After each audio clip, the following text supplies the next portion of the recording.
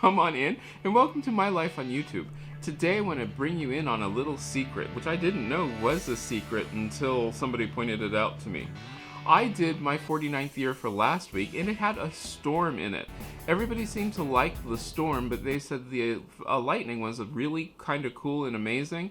Well, I have a confession to make. The lightning is sort of cool and amazing, but it didn't exactly happen the way that you see it.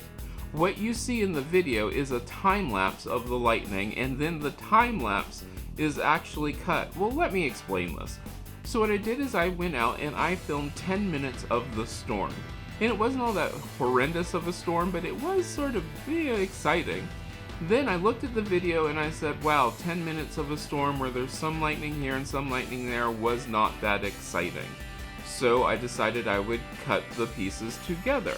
So just before each lightning strike and then just after each lightning strike, I made a cut.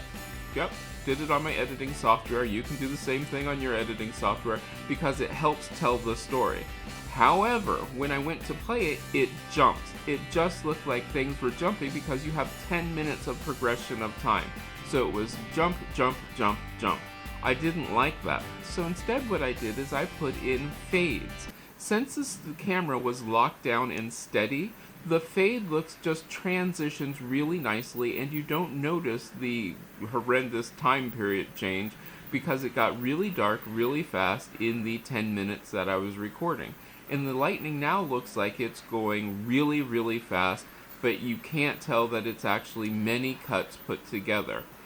Doing things like this helps really sell a point or tell your story. If you can lock down your camera, you can then do things where you don't even think about it. Remember those infamous movies where somebody would snap their fingers and then all of a sudden things would appear and disappear?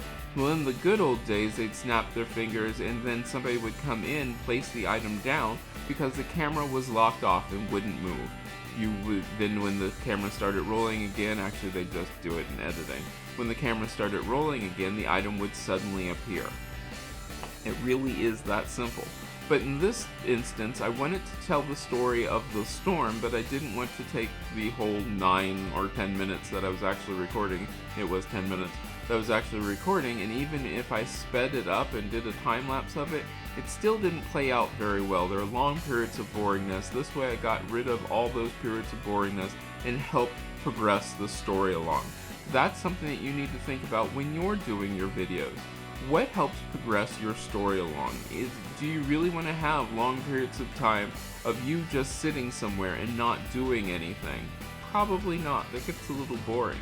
But you want to have things so that you can show the excitement, the energy by doing cuts that make sense. And this way was a great way to get a lot of the lightning in with just fading it in and out. It worked really well.